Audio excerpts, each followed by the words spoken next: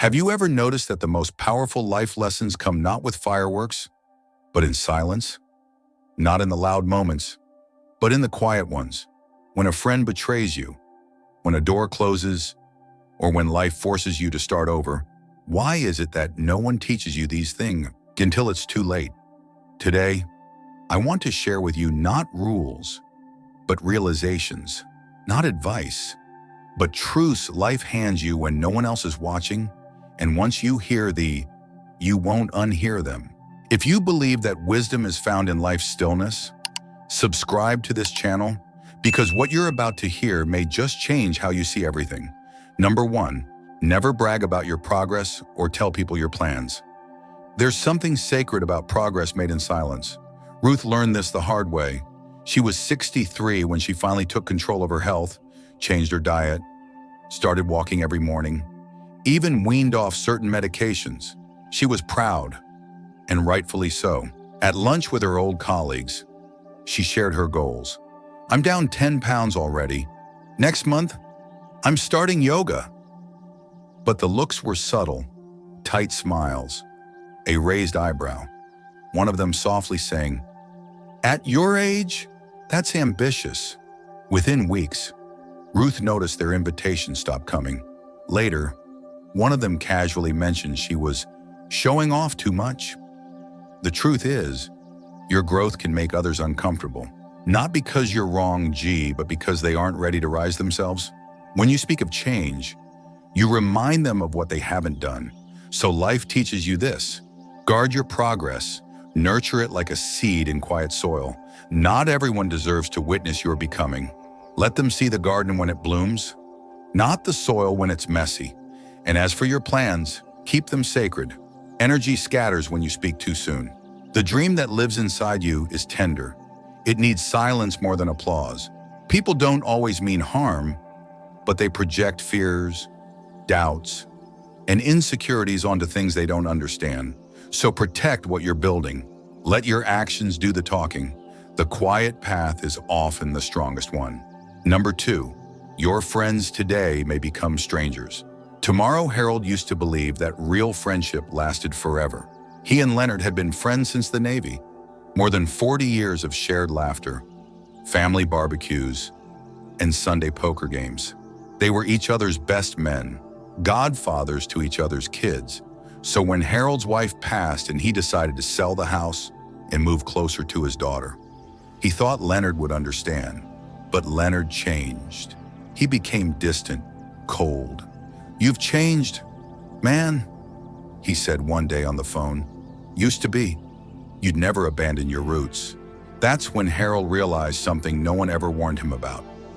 Even the closest people can love a version of you that no longer exists. And when you outgrow that version, they may walk away. Life shifts, circumstances evolve, hearts change. Sometimes it's not betrayal, it's not malice, it's just distance, growth, incompatibility. The friend who once stood by your side in your darkest hour might one day become a stranger passing you on the street. And it hurts deeply because you thought they'd be forever. But life whispers another truth. Forever is a fragile promise when tied to people. What can you do? You let go gently. You thank them silently for the season they walk beside you. And you keep walking, because if you cling too tightly to people who no longer align with your path, you'll stall your becoming. Some friendships are chapters, not the whole book. And that doesn't make them meaningless. It just means the story had to turn. Number 3, develop a willingness to be disliked. It was the fall of her 70th birthday when Margaret decided she no longer had the energy to keep people comfortable at the expense of her truth. She stopped agreeing just to be agreeable.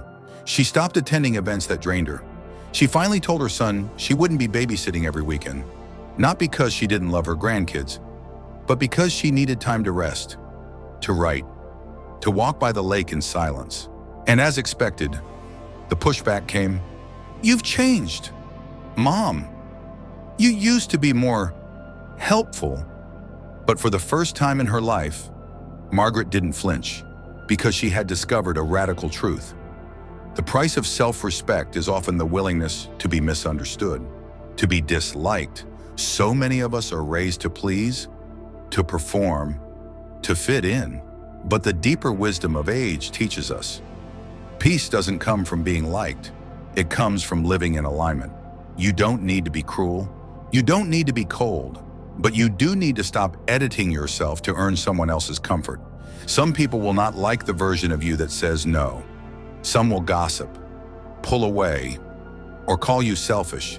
Let them, because being disliked for living your truth is better than being loved for living a lie.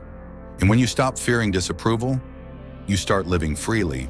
Number 4, you train people how to treat you, whether you realize it or not. Eleanor had spent most of her life bending to avoid conflict, bending to make others comfortable, bending to prove she was easygoing. She was the kind of person who never sent food back at restaurants, who said, "It's fine," even when her feelings were hurt. At 68, she found herself surrounded by people who took advantage of her kindness, not maliciously, but casually. Her daughter dropped the kids off unannounced. Her neighbor borrowed tools and never returned them. Her friends talked endlessly, but never listened. One day, after a family dinner left her exhausted and unappreciated, Eleanor sat by her kitchen window and whispered to herself, "I've taught them this, without words. I taught them this." And she was right.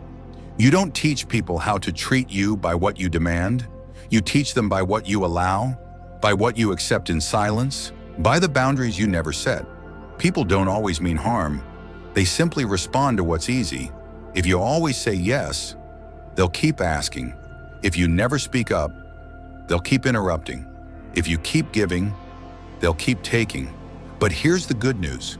You can retrain them. It's never too late. It might feel uncomfortable at first. They might push back, get defensive, or even call you difficult. But eventually, they'll adjust or they'll leave. And either outcome is a step toward peace. Boundaries are not walls. They are doors you choose to open and close with intention. And the moment you stop explaining your worth and start living it, everything begins to shift. Number 5, people will walk in and out of your life, and that's okay. Frank used to believe that some people were permanent. His neighbor Walt, for example, they had coffee on the porch together every Sunday for nearly 15 years. Talked about politics, old music, and baseball. When Frank's wife passed, Walt was there without needing to be asked, showing up with a thermos of black coffee and just enough silence. But after Walt moved away to live with his daughter in Arizona, the porch became quiet. One Sunday, then another, then a year passed. And it hit Frank one day. Some people come into your life for a season, and when the season changes, they go. It doesn't mean they didn't matter. It doesn't mean it wasn't real. It just means it wasn't forever. We often assume that the most important people in our lives will always be there, but life has a way of shifting the cast. Friends fade, lovers leave, even family sometimes becomes distant. And when they do, it can feel like betrayal until we realize it's just a transition. Life is fluid, so are people. Some enter to teach you how to love. Some enter to teach you how to let go. Some come as mirrors, some as bridges, and some as closures. Instead of clinging to their presence or resenting their absence, try this. Honor them for the chapter they were and bless the space they once filled. Because trying to force permanence in a world that is constantly changing will only leave you exhausted. The goal is not to hold on to everyone. The goal is to hold on to yourself, even when everyone else lets go. Number 6, there are no bad emotions, only unwise reactions to them. Paul used to think anger was dangerous, that sadness was weakness, that jealousy was shameful. So he buried them deep, smiled when he wanted to scream, said "I'm fine" when he felt broken, nodded politely when his heart was heavy. But emotions, you see, are not guests who leave when ignored. They linger, they rot, they grow louder in silence. And one day, it all came out, not in a controlled conversation, but in an outburst that frightened even him. That's when Paul finally learned, Emotions are not the problem. Avoiding them is. Anger can be righteous when channeled. Sadness can be cleansing when allowed. Jealousy can be instructive when examined. Every emotion you feel carries a message. Anger says, a boundary has been crossed. Sadness says, something mattered. Fear says, you need protection. Even guilt says, you have a value system. The problem arises not in feeling, but in what we do with the feeling. Do we lash out or pause and reflect? Do we suppress or allow space?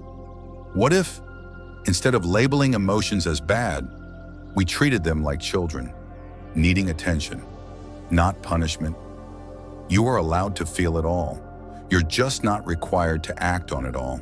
Let the emotions come, listen, learn, then choose consciously how to respond. Because true maturity isn't found in being emotionless, it's found in being emotionally fluent.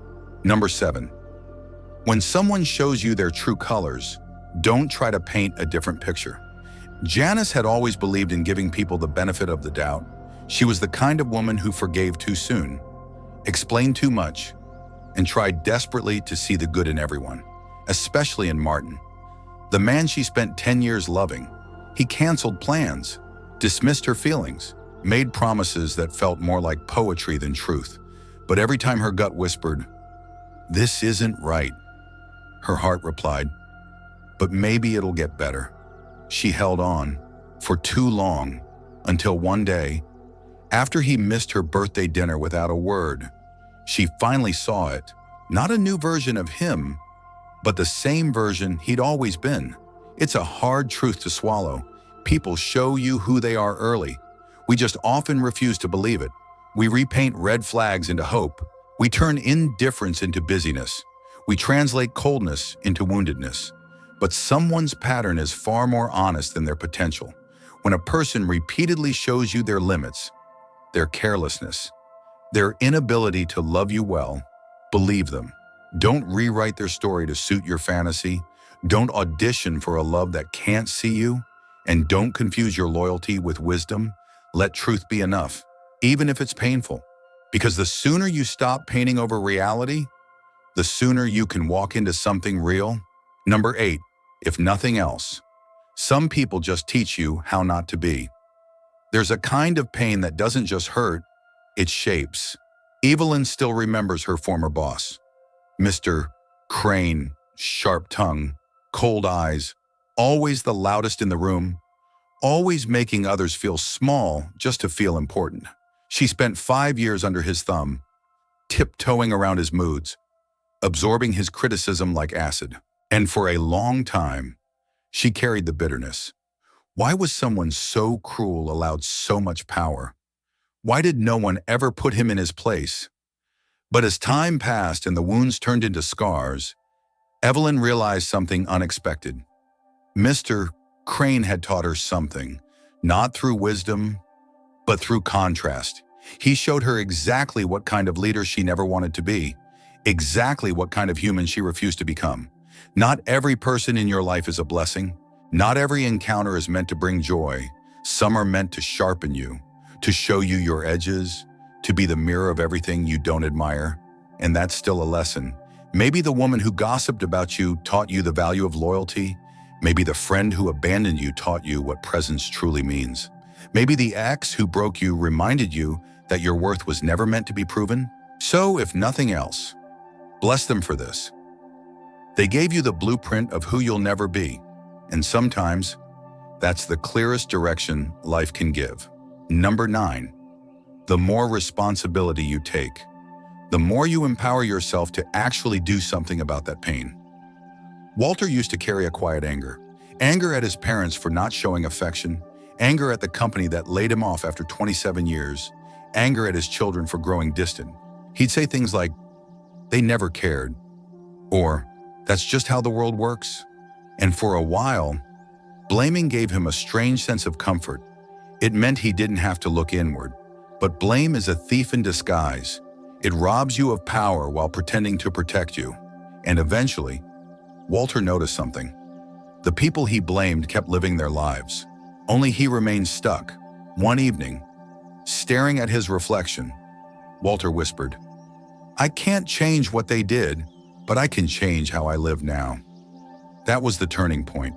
He started journaling, apologized to his daughter, took a part-time job at the local library, something he'd always dreamed of doing but never permitted himself. And slowly, life softened. Because here's what he learned. Taking responsibility is not about taking the blame. It's about reclaiming your agency, saying, "This pain is mine now, and so is the power to do something with it." You don't have to justify what happened, but you do have to decide what happens next. That choice is where healing begins, and the more you own it, the more life meets you with grace. Number 10, don't be afraid to start over again. This time, you're not starting from scratch, you're starting from experience. Clara was 72 when her husband passed. She had married at 22. They built a life together, 3 children, a little home in the suburbs, routines that became sacred. So when he died, it felt like someone had not only taken her partner, but erased the roadmap of her days. For months, she drifted. Mornings felt hollow. Evenings stretched like silence without end. Then, one day, she walked past a watercolor class at the community center. The instructor, a woman in her 60s, smiled and said, "It's never too late to begin." Clara laughed politely and kept walking. But that night, she couldn't sleep. What if she did begin again? What if the story wasn't over? Just turning a page. The next week, she joined. Her hands were shaky, her colors uncertain. But by the 3rd class, she noticed something she hadn't felt in months: aliveness. Because starting over isn't a weakness, it's courage. And no, you're not the same as before. You're wiser, weathered, more honest. You're not beginning empty, you're beginning full of lessons. There is no age limit on reinvention, no expiration date on joy, no shame in saying, "That path ended, let me try a new one." Sometimes, life forces you to start over. Sometimes, you choose it for yourself. But either way, know this: you are not starting from scratch, you are starting from strength. If you've made it this far, take a deep breath, let it settle. Because what you just heard weren't just lessons, they were quiet echoes of life's deeper truths, not shouted, not forced, but whispered. Like the way morning light enters an old room, the world often tells us that wisdom comes with age, but I believe it comes with attention. Attention to what hurts, to what heals, and to what stays long after everyone else is gone. So the next time you feel lost, misunderstood, or simply weary, remember you are not alone. There is strength in starting again. There is beauty in letting go. And there is power in walking your path, even if no one else understands it. If this video brought you comfort, clarity, or even just a sense of being seen, please consider subscribing, not just to hear more, but to remember again and again that your journey, no matter how quiet or slow, matters. Take care of your spirit, speak gently to yourself, and when the world gets too loud, return here for the wisdom that doesn't shout, but stays. We'll be here.